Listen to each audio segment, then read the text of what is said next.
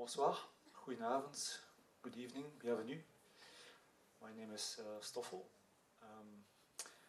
In the context of this retrospective program on the films of Chantal Akerman, I was invited a few months ago to think about someone who could talk and think about and with the sound in the films of Chantal Akerman. Not so much in terms of practicality, not so much in practical terms, recording or mixing, but in terms of experience. How does sound work? How does it move? How does it breathe? How does sound, but also silence, music, noise? How does it make sense? How do we make sense of it? And then Paul Hegarty came into view, or perhaps he came to our ears. Paul studied languages. He studied politics, economics, before becoming interested in French critical thinking, especially the work of Baudrillard and Bataille. And from that background, he developed a kind of thinking about sonicality, about orality, and especially about noise, not only in musical terms, but also as a form of cultural critique or as an intellectual tool, intellectual device. He wrote quite a few books about noise. He wrote also a book about sound and video art. He's currently working on a book on easy listening. So he's someone who developed a sonic sensibility through a kind of attentiveness for these intertunings between music, sound, and noise. And for us, this was a perfect perspective on the work of Chantal Akerman. I think there was something he wrote in the piece about the sound of Chantal Akerman. He said, Akerman does not answer the question of sound in the film, but opens it up as a side of questioning. I think it is this side of questioning that we want to listen to, that we want to consider, and perhaps also search for sonic signatures, search for hearing structures. So for tonight, Paul will do a talk of about half an hour, kind of presentation of some of the observations that he has developed on the work of Chantal Akerman. And then afterwards we will try to do a conversation about listening, about sounds, about sonicality. And perhaps you can also share some of your observations and perspectives. So please give a warm welcome to Paul Hegarty.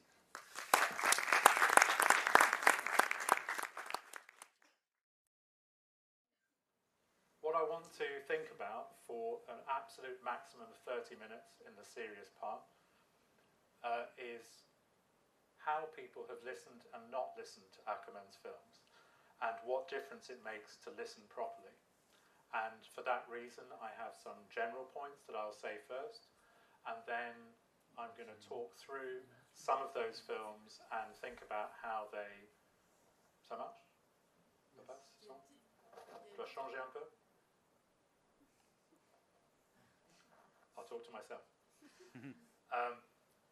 And really to think about where people have missed something and what we can think about.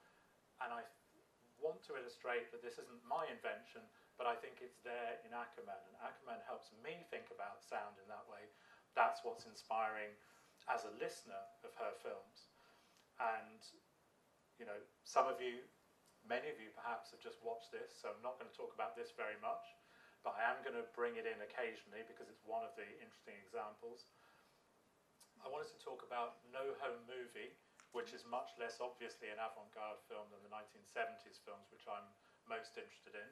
But then I'm going to talk about The Great Jeanne Dielman and a couple of others, News from Home, and finish with a small comparison between the way in which News from Home and Les Rendezvous d'Anna finish, and I'm going to end up there, and then we'll come into some, hopefully I'll have raised loads of questions along the way.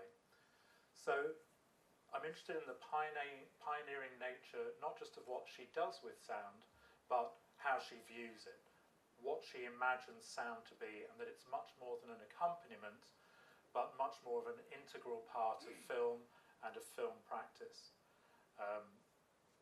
Also, in the next point, sound can exceed place, it can exceed what is seen, what is happening in front of us. Sound can act as a disruptive force, and sometimes it does that really obviously, in some films more than others, it really cracks through. In other times, it's just kind of, what is that, an annoying sound going on? At other times, it's just really interesting and you get drawn into focus, perhaps too much on the sound. Maybe I'm just talking about me listening to that sound. Anyway. So sound can be indexical, not just of place or content, but also of filming itself. And I think that will be obvious when I talk about No Home Movie at least. It can be sometimes so literal, so direct, that is disruptive, like the sound of wind, the sound of traffic, background sounds of all sorts. And in this it connects to what is now called slow cinema of many different types.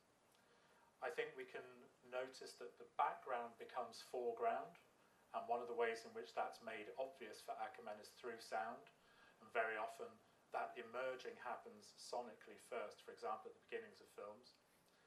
I think we can see that the line of sight, like the line of sound, separate off from our perception and make things awkward. And I'll give examples of that as I go through. And this creates a process of sensory dissonance. So you might still know what's going on, but actually our perception, our standard perception of just connecting our senses easily, is being subtly played with all the time. To the point where sometimes Akerman does that really consciously, other times it just seems to be occurring, it just seems to be an essential part of what we see, but not necessarily was in her process. And maybe that's something we can think about. And Akerman also uses narration to disrupt and play with the priority of what is seen. Is what we see more important than what we hear? Is something that we don't see, such as in Jeanne Dielman, as important as what we do see? And the way in which that's signalled, again, is through the use of sound. And one of the films, I'm going to talk about this very briefly, Le 15 from 1973, this is one of those films that's systematically misread as being about an alienated person in a city. My view is that this is because people have not listened to it or noticed how the soundtrack relates to what's on show. I'm not going to go into a great amount of detail, you've either seen it or you haven't, but the soundtrack has a very different feel. It's a recording that has lots of background sounds of a woman, probably this woman we're looking at. Biographically we can answer that, but we don't know from looking at the film what that is, what that connection is. And a very different set of actions by this person who acts often very consciously toward the cinema, like the people in Warhol's screen tests would have done.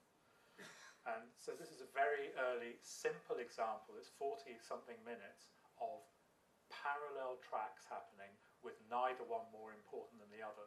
But because people don't listen very well, in order to think of this being an alienated person in a city, because we just see one woman alone in her apartment, they ignore the fact that the voiceover even says, "I love cities." So this is the kind of difficulty we get in, even in microcosm in this film. So what other kind of misunderstandings are we getting? So let's start with the final film, No Home Movie, released in 2015, first showing in August, 2 months before Akerman's own death. The film focuses intensely on the daily life of her mother Natalia, who also died before it came out. I'm not going to talk about any biography very much, I'm not going to talk about much politics. Clearly the sonic element of Akerman's films is intensely political and has much to say about the kind of ethics of individual being and social being. I'm just going to get us to listen to things. So No Home Movie is about, technically, Akerman's mother, and it is about how they get on. It's about Akerman's home, or her sense of home, or indeed the feeling of not really having a home, which she has often expressed. And her News from Home film from 1976 conveys all of this already, with Akerman reading her mother's letters from Brussels, sent from Brussels to New York, over footage of that city. So the sound of conversation is central to the film, but is not all there is. In fact, those conversations do not take up more than about 30% of the film at most. In them, Akerman Akerman sometimes probes Natalia about the past, on a few occasions, two really, trying to focus in on the Holocaust, her mother being a survivor of that, while many of her family died in Auschwitz. Natalia is not interested, only talking about how she kept those things away from her children, reiterating what she said in Akerman's 2007 interview film with her, or reiterating her approach to that question. Much more of the conversation focuses on food, which brings in the sound of preparing and eating and talking about something that's much more of a daily practice between people. And it also shows how Natalia is increasingly connected to a world of people who are employed to care for her. An almost equal amount of the film tracks Natalia around her apartment, making day-to-day sounds and movements in the way viewers will likely have seen in Jeanne Dielman. We'll come to that. In the process of those actions, the viewer will probably notice a constant undertone of vocal sound from Natalia, a grumbling sound that could signal pain, but also an unconscious exhalation of presence. There is so much of this in the film that it's clearly something that we can hear Akerman brings to how she sees her mother inhabiting a space, making that space a kind of breathing location. This despite in the book Ma Mairie, where she complains about this sound all the time, over and over. And for anyone who has misunderstood these films as being about care and devotion and so on, that's true, but it's a very complicated kind of care and devotion we can see from comparing it to the written text. Later in the film there is much more coughing, and in one scene it's very intense because we are approaching the end of life, affecting Natalia's voice and even her ability to speak at all. And so this kind of presence of her changing vocally and also in her mobility seems to me much more significant once we can hear it and pay attention to how that's conveyed, because often we're not seeing that change. We hear it move around the place as the camera focuses often on just kind of empty rooms. No surprise there. So much of the sound happens off camera, out of view, acousmatically one could say. Emphasising that the story and overall narrative is potentially led by sound, and this applies across all of so many of the films, other than perhaps the very mainstream films. I'm not going to talk about any of the films with a lot of music in today, sadly, you might be thinking. And one of the things that's important here is Akerman's refusal to remove extraneous sound, unwanted sound, the sound of the quotidian, the sound of the everyday. Sound is not a hindrance, but an essential part of what is happening, particularly if it's kind of accidental sound. So a further major sound in No Home Movie is the sound from outside, the sound of the city, mostly traffic and sometimes sirens from ambulances or police. And sound is integrated into the whole while being separate from what you can actually see in front of you. Only once or twice does the camera turn to outside. So sound is here playing with the ideas of background and foreground, and not just diverting our attention, but bringing our attention into place to move it around. So Akerman moves the viewer-listener around through this kind of process, I think often without us recognising it. So there are moments where the story, if you like, or the mission falls away entirely, and in fact begins with it falling away, with a windswept vision of a tree close to a camera, framing a barren background in Israel, a landscape that will reappear less noisily midway through the film. This opening shot of about 4 minutes, very strong and yet disorienting, perhaps even parodic as a beginning to the rest of the film. I don't think that myself. But maybe the viewer will be making guesses about, is this an olive tree, where it is? This is what reviewers guess anyway. And if there is any biographical symbolism, but above all, what we are hearing is the massive sound of wind hitting the microphone. And, I love noise. I make noisy music. I like listening to noise music. There are some noises that are just shit. And one of those is the sound of wind on a microphone. Another shit sound is the sound of a river trickling or rain, just in case you're wondering and want to do field recording.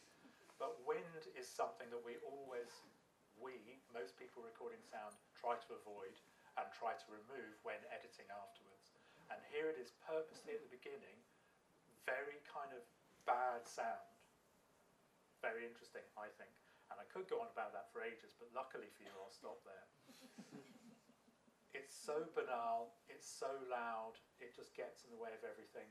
This could have been silent. Let's think about the choices that could have been made. This could have also had an effect through total silence. So what's going on here as a framing of the film is about this unvarnishing, unediting of the truth or the picture or whatever, or the unaltered meaning of the film that lies ahead, which of course is also a fiction because this is compiled from many, many hours edited together as if it were like just a casually made home film. Not quite, but you know what I mean. It's kind of pretends, it's a fictional attempt to just, oh, well, that's the sound that happened. It's very purposeful. So the sound heightens the presence of us there. When the desert returns, this time seen from a moving vehicle halfway through the film, very similar to Je tu il elle, the sonic part is mostly the sound from being inside a vehicle, which reverses yet references the way sound and the world connect in Natalia Akerman's apartment. So the same process is going on, but the other way around. And there the sound of the world comes from inside, from an unseen outside action. In the desert, the sound attached to the outside landscape are those of the inside of the car, also unseen. This constant return to the interior presence of the external and vice versa is one important way Akerman develops the idea of a home movie about the difficulty of having a home, or not having a home. There's no settling, there's always connectedness between the outside and inside, something that she explicitly states when telling her mother why she's filming their Skype conversations. Film closes much more quietly, equally interestingly, mirroring the beginning of the film, with a static hilltop shot with wind, leading to a shot of a highly audible rustling of grass, in turn bringing us to Akerman quietly putting her shoes on, closing a curtain and then sunlight in the ultra-clean apartment, this is this shot, with small shuffling sounds. But this is the one I just talked about. So the visuals are understood by many to indicate the absence of Natalia Akerman, and that's true, but this is also created by the sonic element of the film, which brings the sound down to nothing and replicates through Chantal Akerman's small gestures as she walks around the apartment before, we don't know that she leaves, what we know is that the camera stops. And in this part where she's tying her shoelaces. Okay, so let's move on. Jeanne Dielman, seamlessly, I'm just cutting a bit here. Very similar, I think, in the way that they establish sound, and that's not something I thought before when I wrote about the 1970s films, but that's why I'm connecting them. And Dielman, as you know, offers a microcosmic view of the main character's life over the course of 3 days and 193 lovely minutes. The period not only stands in for her life, that period of 3 days, but also from a feminist perspective for that of the situation allocated to women in modern society. The use of sound in Jeanne Dielman is not so much significant on the scale of individual events, but at the level of an overall disturbance of narrative and an excess of realism as well as of dramatic action. In her first film, some of you might know, Saute ma ville, Akerman uses the more standard defamiliarizing technique of detaching the sound, preventing it from being a simple index of events on the screen through a kind of disconnected voiceover commentary. This mode of attention to the soundtrack is essential to all that formal practice, but it takes different forms, and she plays with all of those forms in the 70s and then seems to kind of choose one for individual films later on. And in Jeanne Dielman, it's a kind of hyper-realism which gives it an unrealistic quality. We've got the amplified sounds of actions and objects and also background noise. The central role of the film, of sound in the unfolding of the film, is signalled in the presence of the audio track before the first image while the credits run. The sound is, not for the only time in Akerman's oeuvre, traffic, establishing that this film will allow the full spectrum of sounds and not edit out non-dialogue or non-significant audio events in the usual simulacrum in film of the human mind's editing capabilities. We just get used to the fact that film does that same editing process for us. literally echoing, I think, the visual choice of the static shot. I'll leave it at that point anyway. Dielman's activities are what make up the bulk of sound effects and sound events in the film, and amount to an accumulation of ordinary indoor activities, but which are highlighted by their amplification. Not literal amplification, but the high volume of the recording. This effect means that sound is not just turned up, but magnified, open to detailed hearing, to the point where this becomes overload in points in other films, such as in the middle section of Je tu il elle and Moments in News from Home. For the critic Marion Schmidt, these actions show a particular kind of time that women do not so much dwell in as be subject to, a disciplined time, regular, unpaid, repetitive time, and as Akerman herself notes, generally ignored as being a substantial part of that experience. And we could think about how sound and time operate together, but I'm just going to leave that out there for now. The sound generated by the central figure's actions exceed the visual to unexpected levels of volume. When Dielman leaves a room, and she does so often, she switches the light off, an action that at once soundtracks and emphasises her mobility. And I believe that this was a point of contention between Seyrig and Akerman, that Akerman gave too many instructions for how to do these kind of things. Anyway, good, I say. Even many of the incidental sounds that hint at porosity between film and external world are brought into hearing by her actions.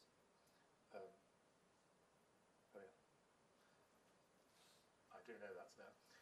The key instance of this is in the opening and closing of curtains, as we also see in Les Rendezvous d'Anna, which can reveal the sounds of a mechanised city or the louder sounds of birdsong that launched the beginning of the day in Jeanne Dielman, and many other of the 70s films actually. Movement and action off screen also generate sound, mostly in Dielman's physical encounter with object and structure of the apartment, indicating not just a world beyond, but the power to act outside the surveillance of the viewer. In the second half of the film of Jeanne Dielman, so let's put that back up to be less confusing, the sounds envelop her increasingly erratic movements with harsher, more unpredictable and spiky tones. The character herself indicates that what would in fact pass for normal activity, even more normal, is somehow wrong, as she frustratedly experiences her actions as something other to her intention and expectation.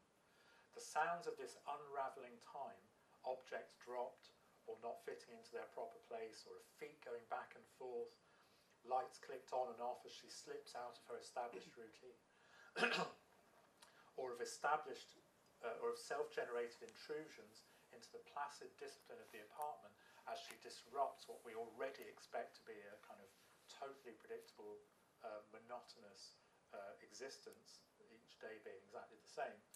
Those sounds become harsher, the attack quicker, the overtones more clangorous, more noisy, and the audio, if you separate it off from the film, becomes literally sharper, more broken up by peaks, with Akerman and Delphine Seyrig conspiring to offer an aural premonition of the knife that will puncture the last client's neck, which I think is a strong claim from my part, and maybe not one that's in the film in the original place.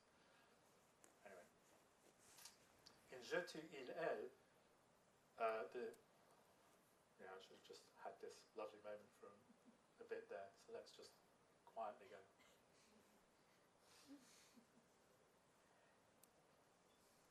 In Je tu il elle, the diegetic and extra-diegetic occupy their traditional places.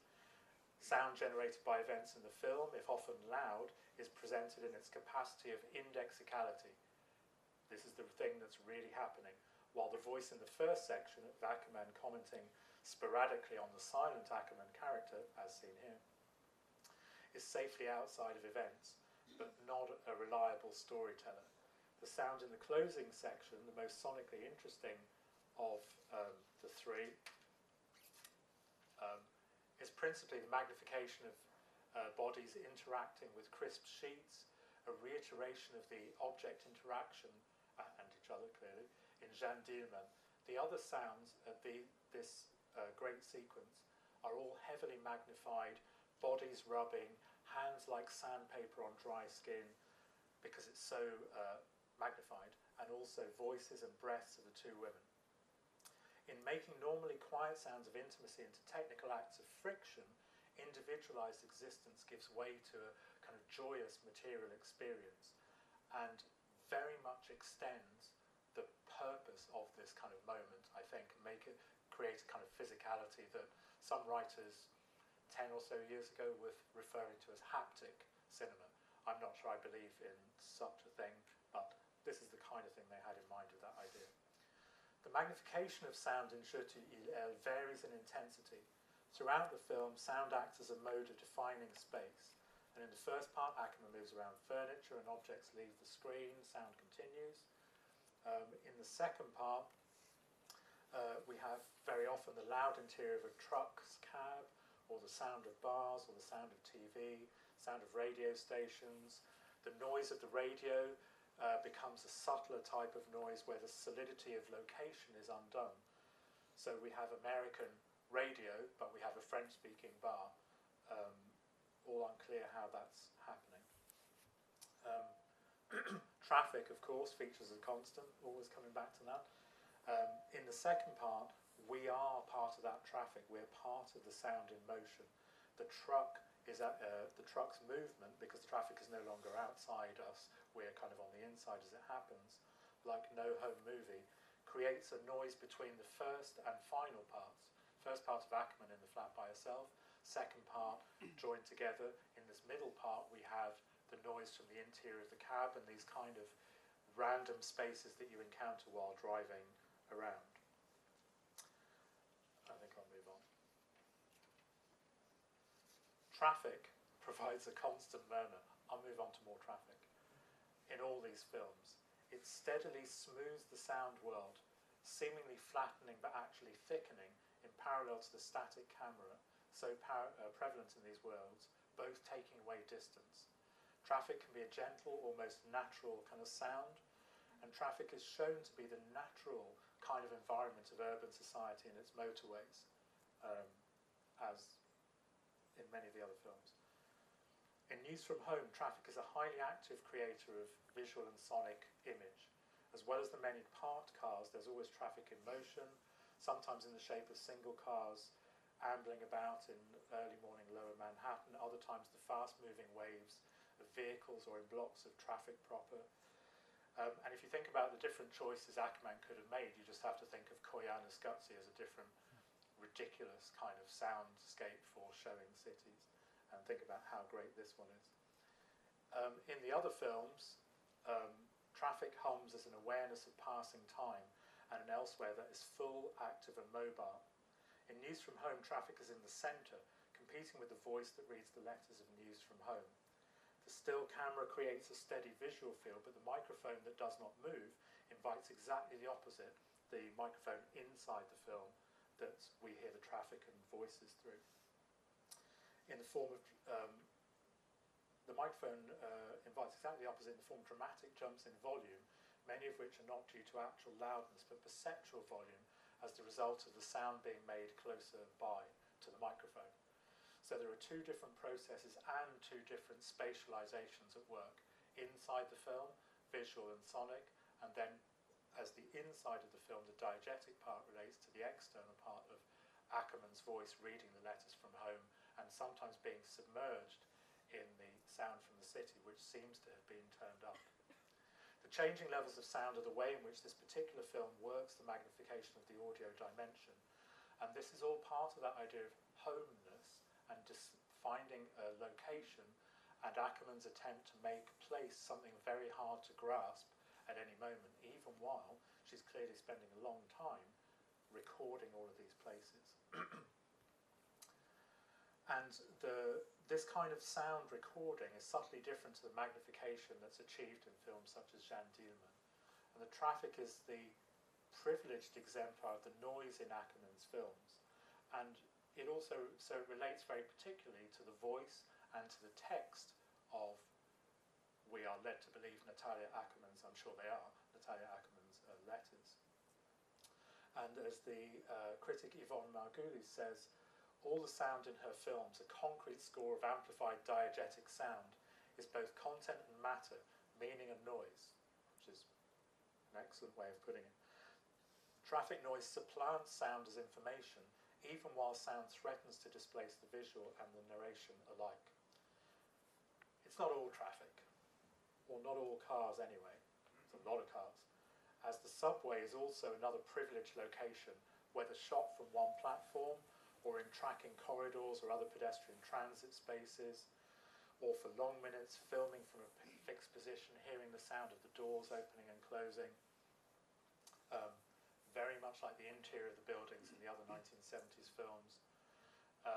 Transit sound then becomes a constant, a kind of flowing new normal environment for things to happen. And in Les Rendezvous d'Anna, it's a constant kind of background, either traffic or train sounds. So we're nearly at that point. The voice that counts for Akerman, and the connection here is voice, traffic, information, loss of information. The voice that counts for Akerman, however perversely it is established or undermined in its role, is the one that speaks from outside. Once the voice is disrupted in the most direct way of being overwhelmed by the ambient sound, then the voice itself becomes noise, the fullness of information provided increasingly heard by the listener at least, this listener, as parodic or even entropic. The exception is this strange moment of this almost very traditional sound image montage at the end, but there is the crossover. There's a crossover point where the sound of this ferry, which is signalling it's not Akerman leaving to go home, but it signals the leaving of Manhattan, is signalled sonically from inside the city with these kind of images over it just beforehand. And that's a kind of weird exception. Let's leave it there, it's a weird exception. And in Les Rendezvous d'Anna, we also have the kind of permanent traffic, we have the kind of presence of trains at the beginning and close to the end.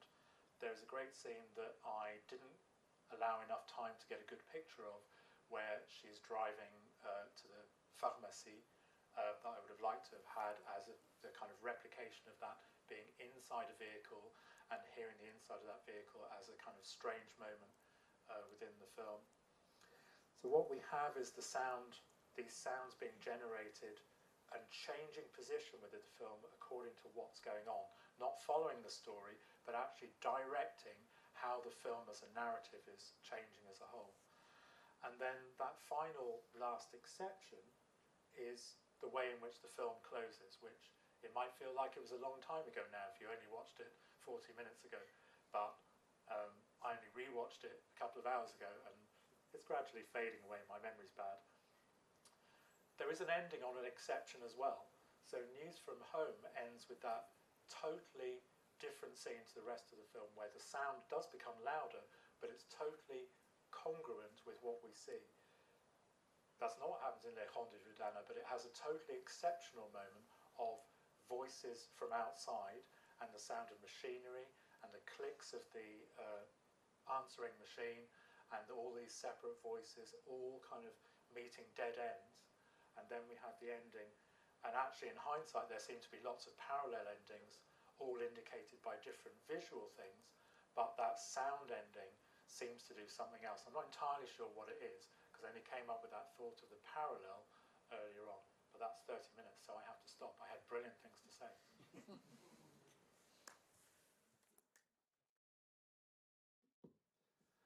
Thanks for this short introduction. Before we come back to your observations, your perceptions of the films of Chantal Akerman, I want to zoom out a bit and try to talk a bit about ways of hearing, ways of listening, in particular ways of listening in cinema, into cinema.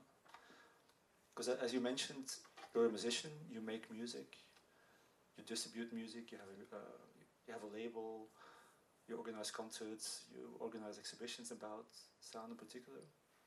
You have written a lot about music, sound, the liminal zones between music and noise in particular.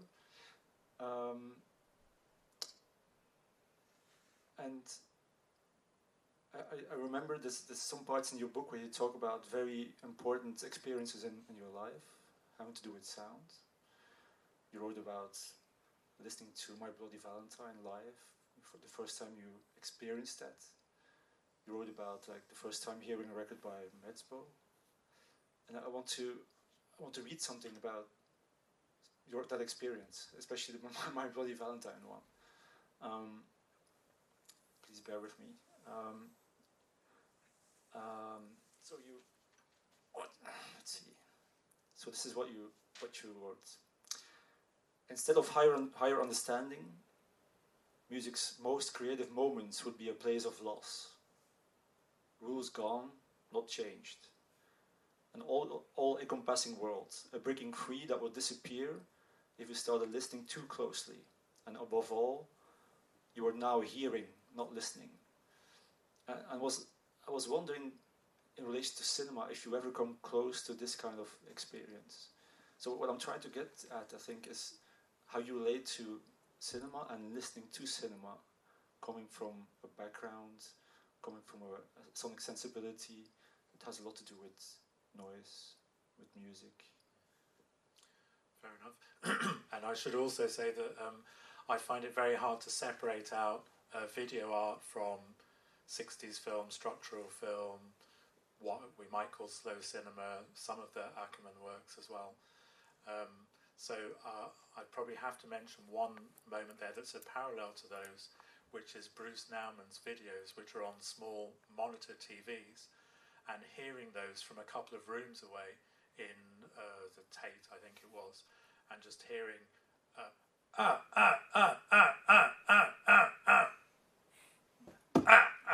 yeah, not as bad as that. And it's going, what's going on? And the idea of sound not being contained. So it feels like the video installation, and of course I didn't talk about, because I haven't seen Akerman proper installations. When I first saw Jeanne Dielman, I saw it installed, but just as a screen. And I watched it for an hour, which is something I wouldn't normally do. I mean, the film, yes, but not watching an installation for that long. So there's something about installations and expanded cinema that makes that easier. I think if I go to a cinema, I find that hard to do, because I find the sound very often quite annoying, because I quite like mainstream science fiction films at least, and I don't really. I'd like to write about why surround sound is a foolish idea. So I get really distracted is what happens, and I don't have that experience at all if I go to a big cinema for a big film, in inverted commas. So where I might have it is in something that's really, really quiet, like a Bellatar film or something, just really canonical, quiet kind of films, and going, oh, there's actually nothing going on here, and that sonic experience, even though there's specifically nothing happening, is one that the image is just being absolutely heightened. And then the other thing is just where they collide. So one thing I wrote about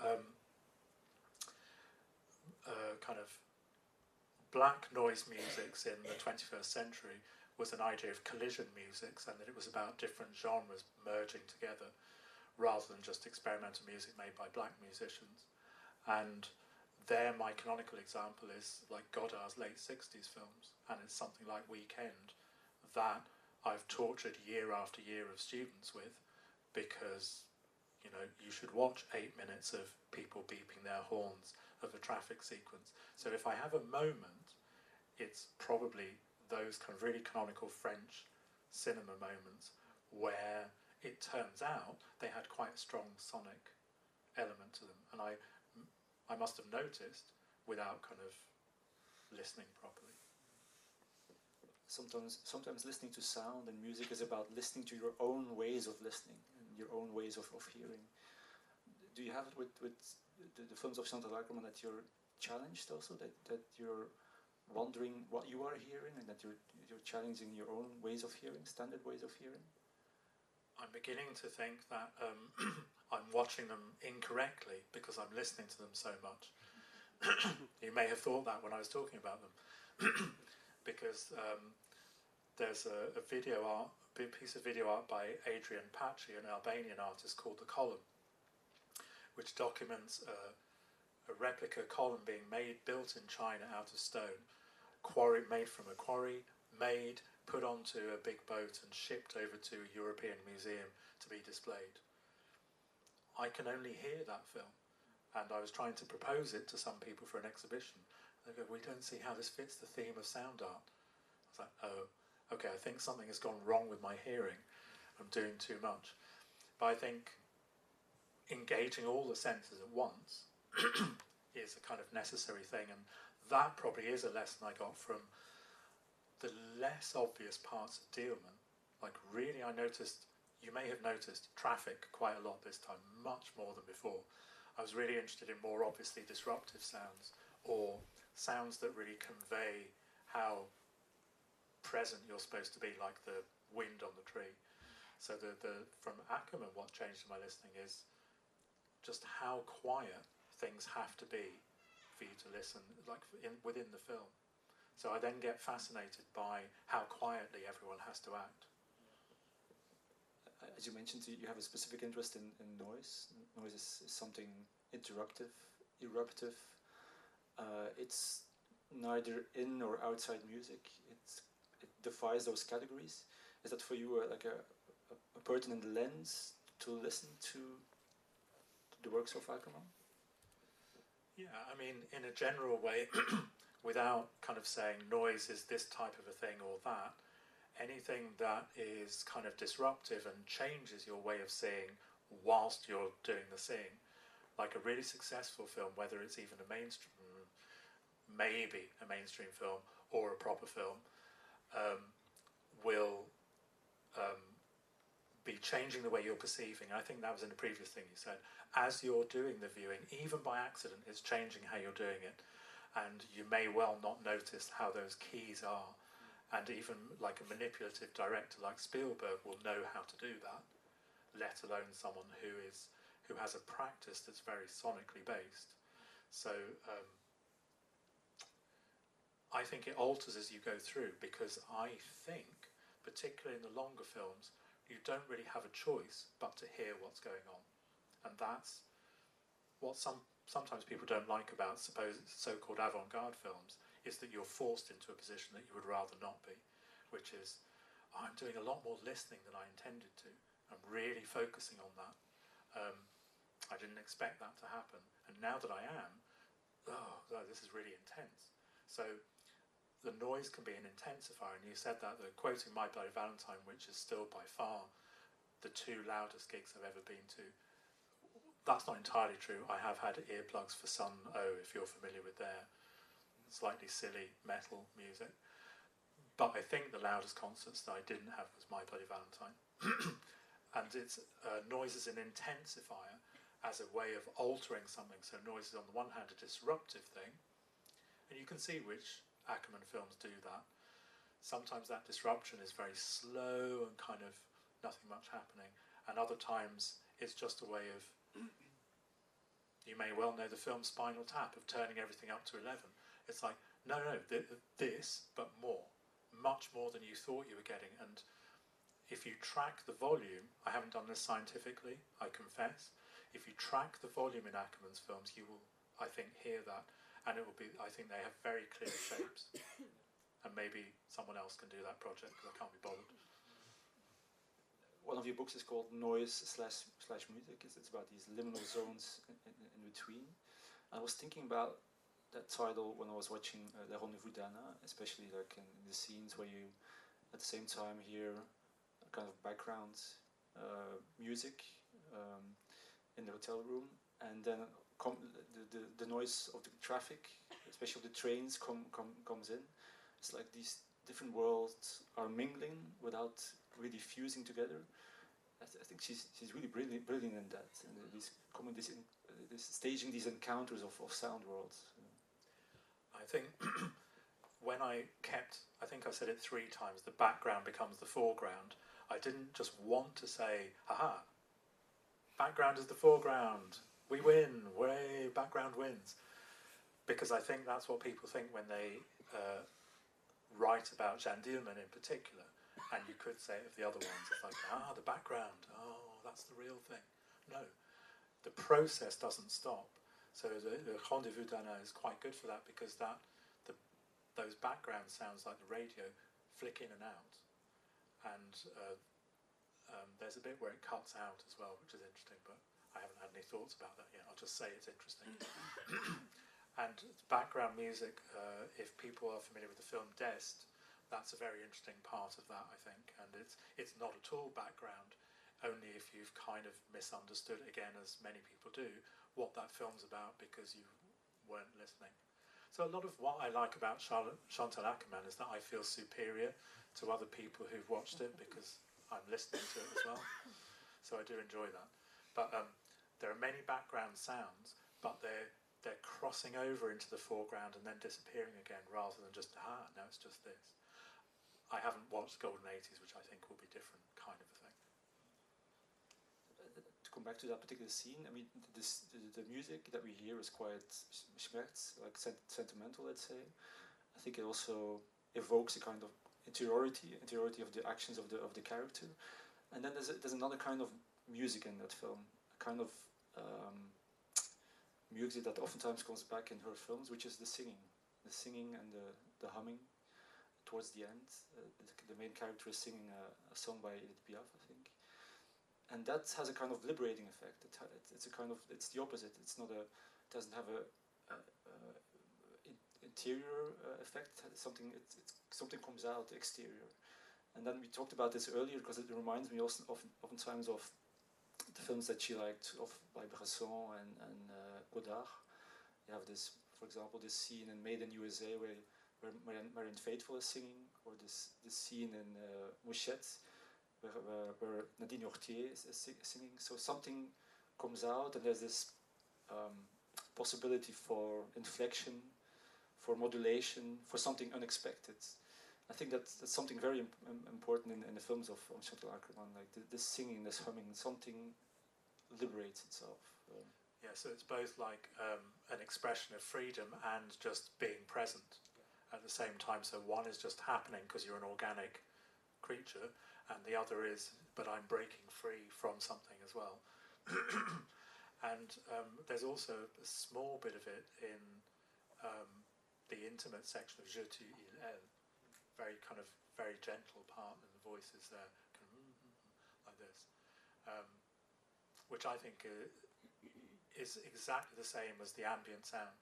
So it's the ambient sound of, as the experimental band Whitehouse called their best of album, it's the sound of being alive, but it isn't the general sound, which is just breathing or whatever. You know, if you sit down and go, what's the sound of being alive or of freedom or something, you wouldn't think of humming or picking a tune that you're already partly familiar with or replicating a kind of dance, and yet those are parts where, because precisely it's that combination of liberty and organic presence that it's interesting. I feel I'm going around in circles now, but it's that slight difference, which, to be intellectual about it for a moment, Duchamp called the inframince, actually microscopic change from normal, not a massive one. I'm free, I'm singing a song. I'm not talking about Golden 80s, obviously a different thing, but just a tiny separation off, which is really nice. You mentioned the notion of presence and grounding presence. Of course, one of the main sounding elements in the films of Chantal Akerman is the amplification or the magnification or the heightening of concrete sounds. There's a kind of pointillism at work. There's a kind of it's almost like a musique concrète composition, especially the footsteps. Also in Le Rendez-vous d'Anna, the sound of gestures, buzzing, rumbling, things that bring their own rhythm to the surface, and they somehow ground a presence. The thing is, in film schools, for example, we learn that in order to create a quote-unquote three-dimensional character, you need a background, you need psychology, you need sociology, those kind of things. I think sound partly does this work in the films of Chantal Akerman. They create a three-dimensionality. She doesn't need the weight of psychology or sociology or traumatic background, all of those things. Sound is there as some kind of as grounding and presence.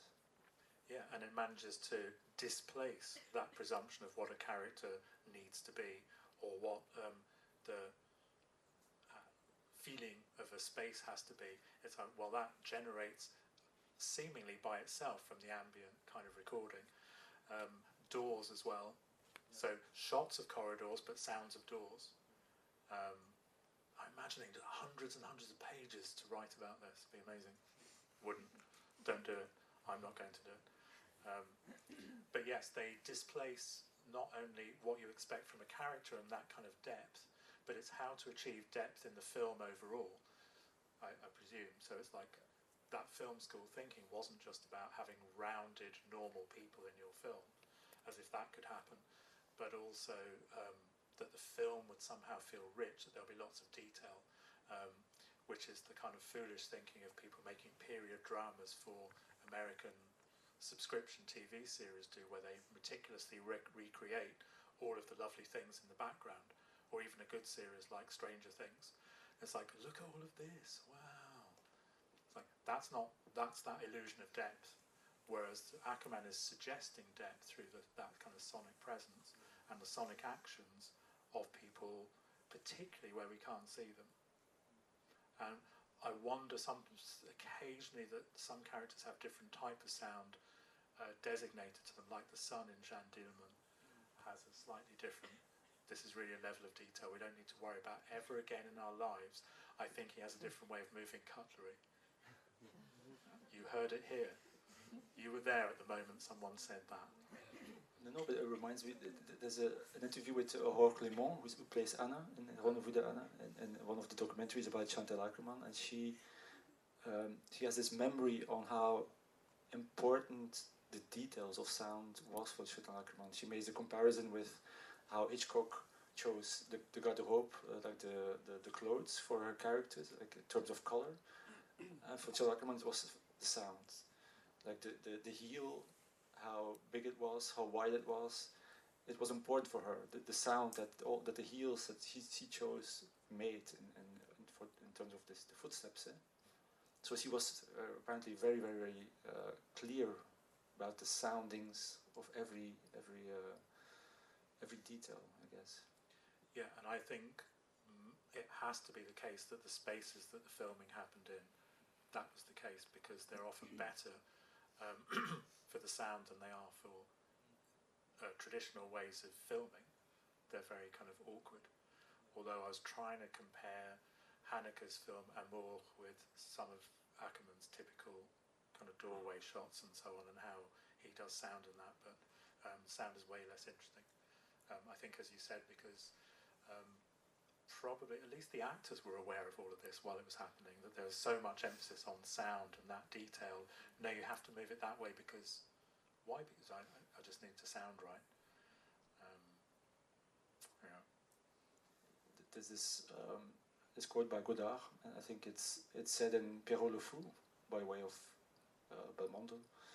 And Perrault le Fou was, of course, one of the most important film experiences for Chantal Akerman. And Belmondo at one point in the film says that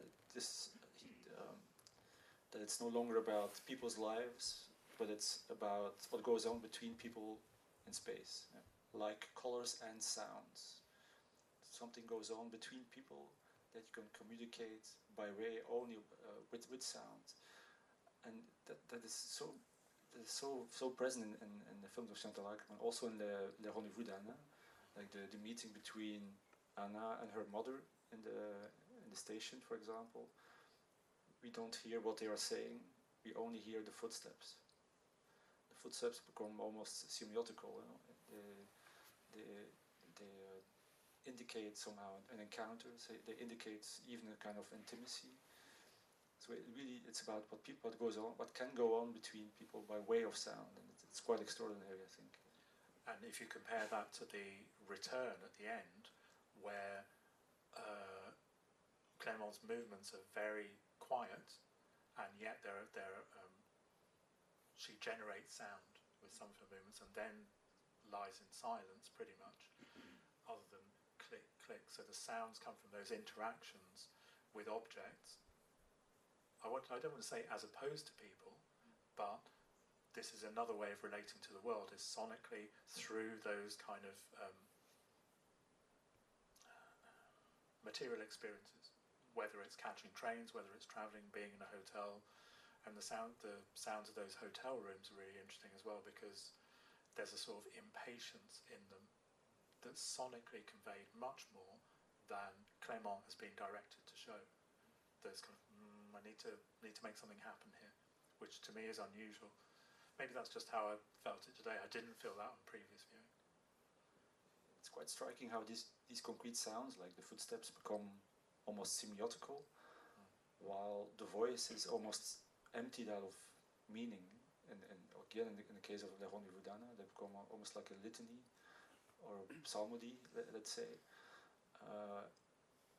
It does matter what you are saying, but it's also part of the wider sound design, I would say. There's a kind of emptying out of meaning, I guess. And also that's the reading of letters as well. It's done kind of with a very strange sort of feeling or affect in the News from Home. But I don't know if people remember how Cédric reads the letters that they're receiving in Jeanne Dielman. But that's very peculiar, like someone who's just been given an acting instruction by Beckett. It's like, whatever you do, don't act, just say it flatly. But they do it really badly. And it's really awkward, and that can be what's amazing about that, whether Cédric came up with that part or Akerman. I think it was Cédric playing with what Akerman said, but I don't know. We're left with this kind of space for us to have to do something with. Like, why has that happened? Why is that? It doesn't seem to be that significant. I don't know what's significant anyway at this point of the film. Is this something? What feeling is being conveyed there? And any one answer you can come up with, there's a different one as well. And some of the other films where people seem to be acting being the person that they are. Again, this feels like this could be something that's more about me than those films. They do seem much more empty, the people in them, because they're part of a bigger whole. And ultimately you get quite a humanist type of cinema, but along the way the people are kind of treated as things to be moved around and make sounds rather than create meaning through their deep thoughts. I don't know how many deep thoughts there are in any of the films by the characters. It's striking that you mentioned a few times also in your introduction that this is me listening, in the sense that listening is far more subjective, let's say, than our experience of visuality. And also this problem of talking and writing about sound, there's this problem, this challenge of, the reducing the sonicality, sonic material, sonic matter to either verbal meaning or traditional musical forms. There's really this problem to challenge that. Is that really an exercise you take on to find, to form, to sculpt perhaps a new way of talking and writing, a new kind of vocabulary to say something about your subjective sound experience? So then the question would be whether everyone just has a more subjective experience, or whether somehow we've been led to believe that sound is somehow more variable, more flexible in a good way, or in a kind of, well, it's only subjective, whereas the real stuff, the real objective world of the film is in the visuals. So that'd be my first kind of thought, is, well, all right, well, let's have a think about that. And first of all, just try and remove, and it's a really hard kind of surgical procedure, I think, to keep removing the idea that what you hear is an echo, and like the real thing is what you see, and then the sounds are just echoes of what goes on. And that's where Akerman tells us different. Her process is part of the step in that direction, which is to place yourself in a different way inside the film. So it might be subjective, and in a way I've kind of said in bad faith, maybe that's just my view, because actually I'd say them really dogmatically, Norman, say, no, this is the case, sorry, I'm right about this. And whenever I think that, I always step back and try to go, well, maybe we should all think about how we do it. In other words, I do think you can look at the sound of a film and objectively determine some things that the film then does. So it's not just subjective, but it is subjective in the sense that you as an individual are placed closer to the film, to what's really happening when you pay attention to the sound, when the director is able to bring your attention to it. And you can really see how Godard would have been a crucial influence there in a very much more obviously disruptive way, in 60s Godard anyway. So there's lots of different ways of thinking about how subjective listening can be treated and placed in the kind of experience of a film as a kind of, not exactly a training, but as a practice. So you have to, I think, make a choice to pay more attention and not just go, there are the sounds happening. In relation to that, there have been quite a few reviewers and critics who have made the comparison to silent cinema. There was this piece by Louis Marsorel, who wrote about Les Rendez-vous d'Anna. I'm just going to read 2 sentences from that review. He wrote, reality becomes pure sensuality, and life molds itself into a musical cadence. We return to the origins of cinema as we loved it in the silent era. And there's something about that also, this relation to silent cinema or mute cinema in terms of concentration, in terms of, and that's also something that Babette Mangold also said that Akerman has a tendency to not add sound, but subtract sound. There's a kind of concentration in her work that also perhaps puts her attention even more than usual, for sure, to sounds. There's a kind of muteness that in the image perhaps that leads our attention to what we're hearing. So I would say like that subtracting is the same as intensifying. And it's not just that you make it denser, but they're both taking it away. I'm just echoing what Mangold says and exactly what your point is, but that those are the same thing. They only seem to be different because they're going in different directions, I guess. That sounds a bit cosmic. I am reading a book about formation of stars in the early universe. It's probably influencing what I'm thinking about that. Oh no, that's me referring to myself again. Sorry, everyone. Isn't it also a bit like the very early cinema, like is it cinéma d'attraction? You know, the Méliès kind of time, where because you're drawn away from the storytelling, even like just the visual narration through something else, that you're having a new type of attentiveness introduced at you to some extent. So it's like, oh, that's happening. Well, that's unexpected. Yeah, and I guess, I don't know how audiences react to that. I was, if people are familiar with what's his name? 2 Years at Sea, Ben Rivers. I do genuinely have a bad memory. I'm not like being a comedian. And people were kind of disgusted with that film. If you don't know, it's about a man with a beard living in the woods being a man in the woods. It's a very deep existential film about men.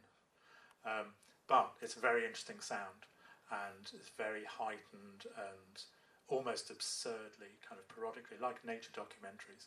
But actually the audience that I was with on that night was really hating the sound, so it was affecting them quite a lot. And the quieter it got, the more funny it was to them.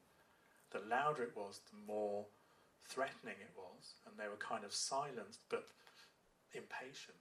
A very odd kind of effect. So the moment you change any of those expectations, and you could do this in mainstream cinemas literally, you know, by playing with the sound on it, you could reintroduce that incredibly early cinema moment that I'm imagining as before the kind of golden age of silent cinema. And also, unfortunately, the bad part of silence, which is that the interesting part is you're going to hear what's going on around you, because people always tell us that silent cinema was full of sound. Not just musicians playing and the sound of machinery, but all of those are quite interesting, and I think would add, to my mind, would add to your hearing experience. So more of that.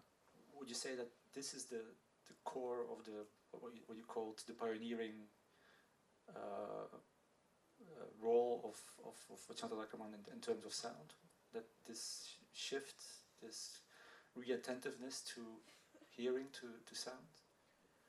Yeah, I can't. Yes, it is, and I can't imagine. Although I didn't say that, you've helped me to say that. I can't say that she's the only person that was doing that, and we don't have loads of examples of playing in those similar ways in the 60s, but it's as if they were kind of impatient with them. And it's a bit like when I do drumming, which I can drum brilliantly for like a few seconds, maybe, but then I'm not good enough to maintain patience and to keep doing it, and to find different ways of not just being really obvious about the ways in which I'm doing that. So I think patience is the wrong word. I want something stronger than that, but not like a Zen monk kind of thing. Dedication. Yes, yeah. I want stronger than that too. Insistence. Insistence. Like it's like there is no alternative but to stay with this, and I have to keep going. And it's never enough. You can always have more of this. You can always just keep going or subtract more. And obviously the big example there is Jeanne Dielman. Who was thinking to do that in ways that actually worked? You know, maybe you can say Warhol was doing some things, but sonically those films are largely either devoid of sound or uninteresting. There are some that I like, but shorter kind of works of Warhol's. Other than that, I did look quite a lot at that period a few years ago, and Akerman is just a massive leap. And you can easily see where it came from, but you can't say that Akerman's films were inevitably going to happen without her bringing all of those things together, or those films being the place. No, now we have this. Now we're in this realm where these things are possible. Whatever you can say, oh, this person did this thing, there's that film over there. No, this is a massive body, and that's why I like to kind of look at all those 70s ones together. I didn't deal with all of them in detail today, because even where they do something differently, like the voiceover, they're doing the voiceover as a thing to pay attention to, for example. So in that sense, like she brings those things together. And there's also a consistency in her work throughout, because it's not a coincidence that you started with her last film. Yeah, well, except Diva New York, which I'd like to, I like some populist things, but I'd like to like that, but I don't. I've tried. Any questions or comments or observations or perceptions coming from you?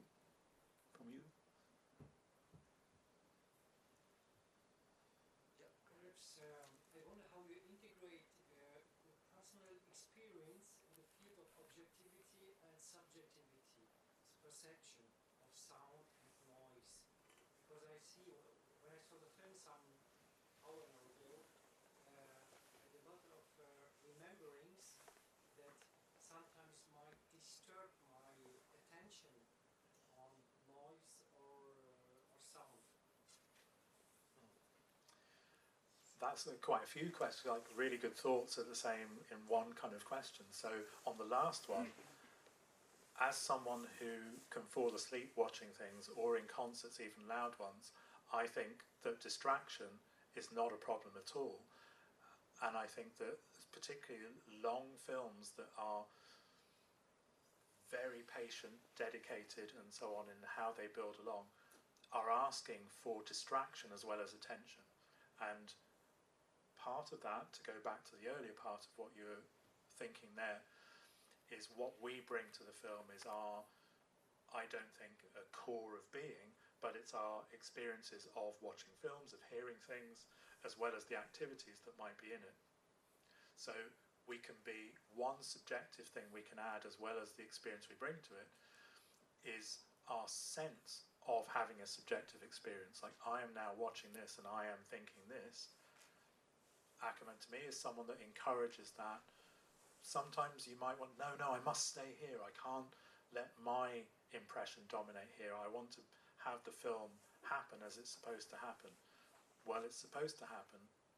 I would say this, I argue this, I think, that there are different ways that's going to happen. It happens in one way we bring different experiences to it. There's histories in it, multiple ways it can go. I think because of that sound angle, and the sound angle opens up those prospects. I ran out of steam there. Yeah. One thing you didn't really discuss is rhythm, and yet she's made a documentary about Pina Bausch. Yeah. Any thoughts on that, please? Yeah, I wasn't able to secure a copy of that to check it beforehand. I'm aware of, like, it also goes back to that the physicality and objects as well, and the movements, and displacing it from physical skill in the case of those performances. Clearly they're two very parallel artists in Bausch and Akerman, so it makes total sense that there's that connection. And I think the part that I am thinking about is the rhythm of each film, which I think the visual, let's take Gendarme, which is clearly separated out, and the sounds happen in different ways in each of the 3 days. And within those, there are periods of rhythm as well, which vary because they're not the same length. But that not being the same length is also a meaningful change of rhythm. It's like, now it's this, now we move to this one, and so on. And the thing that I did describe, which is the more peaks in the sound, I think is mirrored as you step back from the sound of visual and film. So we get, as she has said somewhere, like the idea of composition, and that being very much a kind of target. So I would look, I'm more interested in that longer rhythm, and I think with the Bausch one, from the bits that I kind of have in my head, it's more about that kind of thing, about the materiality of movement and interaction with space, and trying to work out how to not just show that performance, but do something else with it. How to make a film of this that is not a film documentary in a traditional way. And that requires thinking about rhythm. That's as far as I go with that. And it's definitely a good point. Thank you very much for this very relevant, illuminating talk. I thought what you said about dissonance and disruptiveness is very interesting, and I was wondering if you had some thoughts about the way Akerman uses her own voice and the rhythm of her own voice, because this is really almost a fourth dimensional part of her work. In Jean Diman, she has the voiceover of the neighbor, and she had a whole screenplay discourse built on this, because the first screenplay actually was more a female love affair than the widower's affair in Jean Diman. So she had another thought, and she introduced this in her own talk. But in News from Home, I don't know if you had the opportunity to see both versions. So it's the English and the French one. So she dubbed herself in English for the English one, and the French one, where she reads her mother's letter, is extremely Belgian. So it's linked to Belgian and Jewish community reality. So it gives the viewer-listener who's familiar to what happened in Belgium at the same time a very different perspective on the New York view. So it's almost two films, actually. That's interesting. I've never seen the English one. The English one is neutral. I mean, her English was not perfect at that time, so it's more, there's more homogeneity in the English one. The Belgian one is fascinating. If you're familiar with what the mother tells, it's a whole even political perspective of even a class system, what happens in Belgium at that time, Yeah. compared to what she's experiencing in New York. Although part of that is about kind of economic decline, isn't it, really, and the shop problems with the business and so on. And we don't see a kind of high business New York either. So I think there are, what was interesting on that point, and we'll come to the rhythm bit in a moment, as long as I don't forget, is watching News from Home after No Home Movie, which I did a few weeks ago, in that exact sequence, because I had a suspicion that I didn't know what it was, but I wanted to look at them that way round, and I did hear it differently as a result of that, and I could hear something. Normally I'm not very interested in biographies of people in films, especially if it really is that biography, because I think the way that film is shown is so much about separation whilst being connected, as we see in those Skype calls in No Home Movie, as we hear in the book Ma Mère Rit as well. So it was very interesting to hear that. I think I'm interested to hear more about, because people asked me that when I was going, I'm going to do a talk about Akerman. Oh my God, there's going to be people that know much more about the films than me, and say, tell us, like, what's Belgian as opposed to Francophone? I was like, don't really know. I'm trying to listen to accents and so on. And, yeah, I'm not entirely sure. She was very keen on this. I mean, Yeah. she insisted, and she modulated the sound design when she edited, so that we might hear what she's telling in French, and then we have the surround sounds in the New York highway, and then again the subway sound she combines, and then you can understand, and of course the subtitles are okay, but there's a tone of her voice and modulating her own voice. Yeah, no, I have the subtitles because that's the version I took screen grabs off on YouTube, or whoever else did those.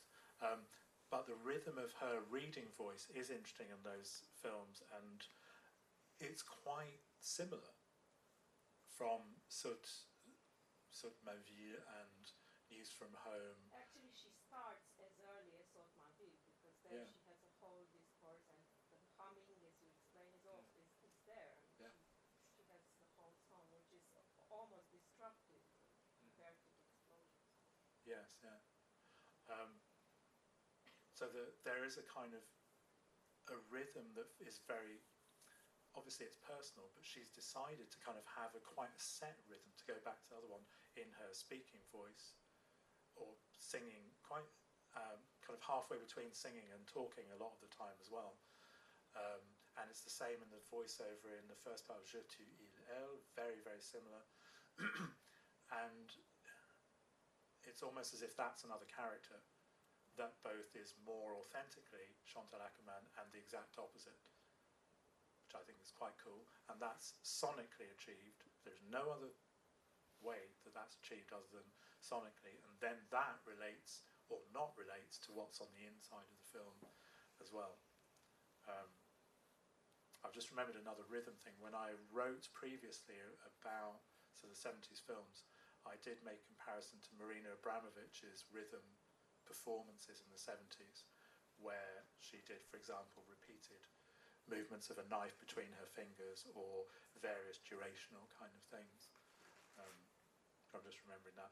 The rhythm of the voice is very interesting, and how she chooses to use that in later films. And I was trying to pick that up in, what's the documentary where she's just sat in a room and she's doing an interview in English. I was trying to kind of see how she was doing that in a stylistic way, because I thought she was. No?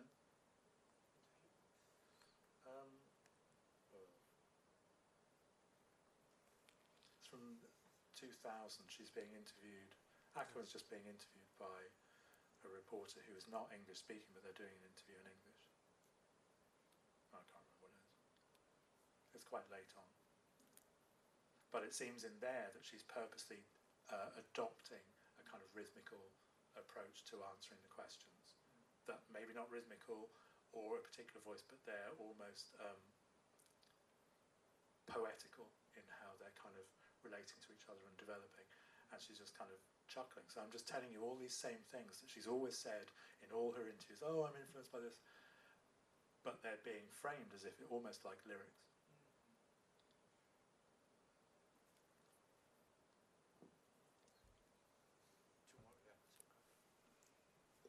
So just because you're mentioning things like singing and lyrics, I know you said you weren't particularly going to comment on music in anthems, but just a brief sort of foray into how she uses music and how that relates to rhythm and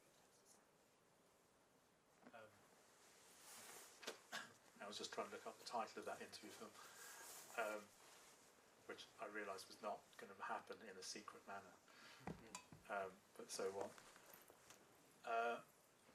Well, the parts of it in Les Rendezvous d'Anna are quite interesting because they're very disruptive, but you wouldn't immediately say that you were being disrupted as a listener viewer in encountering them.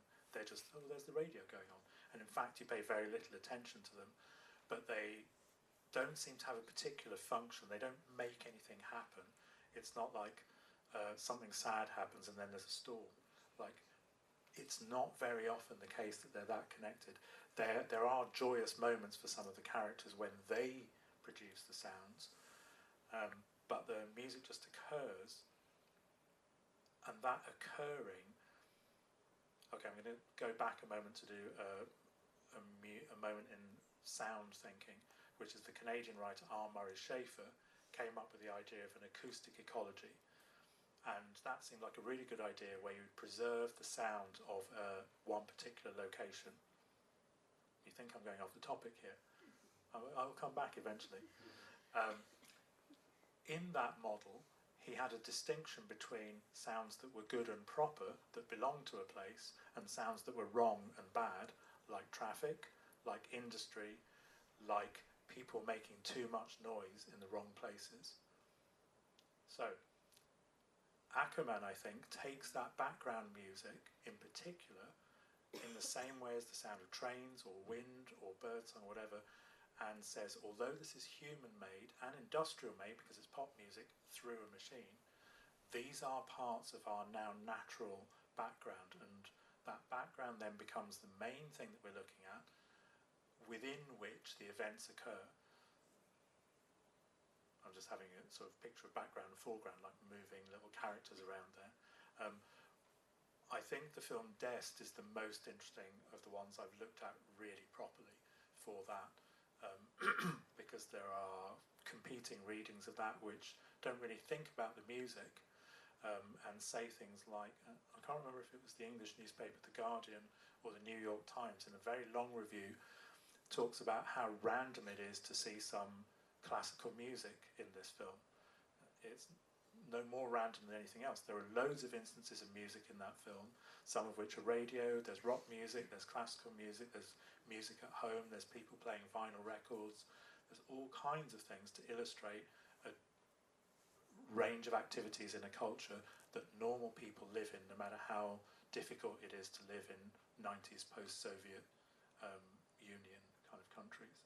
So if we take that as our main example, then music becomes an essential thing that is background and nothing, but then becomes a tool for Akerman to talk about background and things that we take for normal as being something more important than that.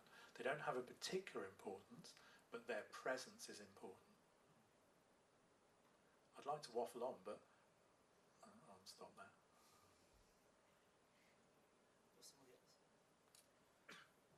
Do you know to what degree she considered sound before filming, like from the scenario on?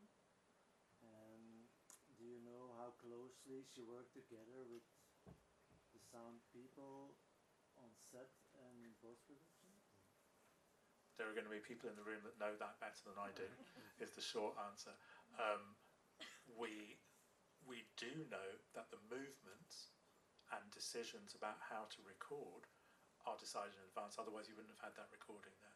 So we know from the evidence of the film, so I don't know, I don't go looking for those kind of details. You were warned earlier on, like not so much the practical details, but that the setup requires that sonic level because, for example, you have to act in a particular way to allow the sounds to come through as they do. I don't have an answer to your actual question, but I think that our evidence from the films is that those are planned, at least, and that planning develops through the 70s films. So by the time we get to 75, 76, it is a method, it's an established method, and it's shown to us by the sound coming in when the credits are on every time, and that replicates, I think, how the planning happened. I don't know how she worked precisely with the sound designers. Did you say you'd spoken to sound designers previously? Only in regards to Dest. Yeah. So perhaps someone else can help on that one. Sorry, I can't help with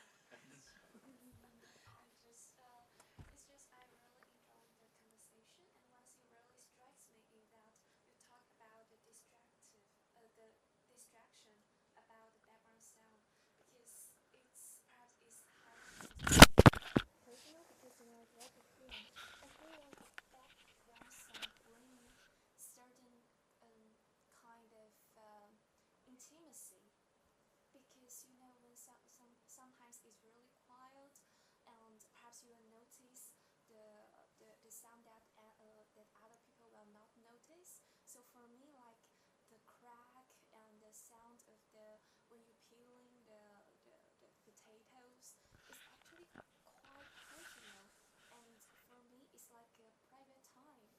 But Akerman, she just posed that moment, that's like personal moment on the screen, and I really feel close to the environment and even close to her, the director. And one film that I really appreciate is News from Home, because you know it's like the narrative is that his mom reads a letter in French, but she was in New York, so the background sound is in English. And when I first moved here, because I'm Chinese, I know nothing about French. It's like I don't really I feel like my language is Chinese. It's like when I think, when I like try to talk to myself, it's always in Chinese. For me, it's like there is a gap between me and the environment, and I observe the same thing in Akerman's films. Is that I feel really close to her, because I feel that she is not belong to the environment, to the English environment. She belongs to the French narrative in her sound, and one thing even add the intimacy is that is a letter of her family. So it's just some experience that I want to share with. But perhaps anyone else can can tell me whether you feel the same thing.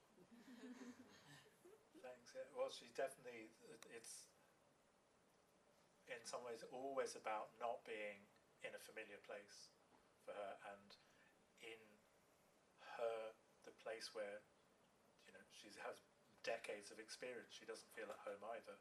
But we don't necessarily know that. In the No Home movie film, she's really a bit tense, and then you read the kind of book that's written at the same time as the filming, and she's really, really tense all the time. She's talking about, I don't think I can stick this any longer. This is too difficult for me. So she has that as a kind of permanent, if we're thinking about the person, as a permanent experience wherever she is to some extent. And she manages to show that. I think that's what's interesting, is rather than just talk about her biography, she manages to communicate that so that we can have all these different experiences. And I think, hopefully, I kind of said that the way that that worked in the way that you're able to connect to it is through that sound as well as the visuals.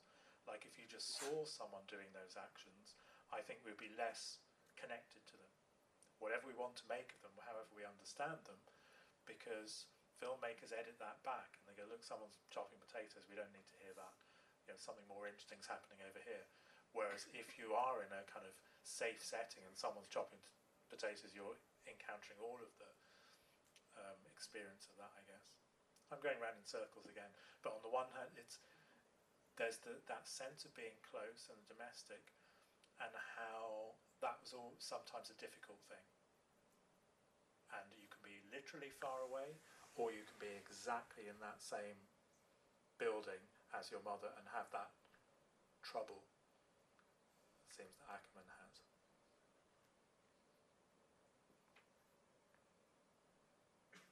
Okay, thank you, Paul. Thank you all for being here. And yeah, well, let's go out and have a drink. Thanks, everyone.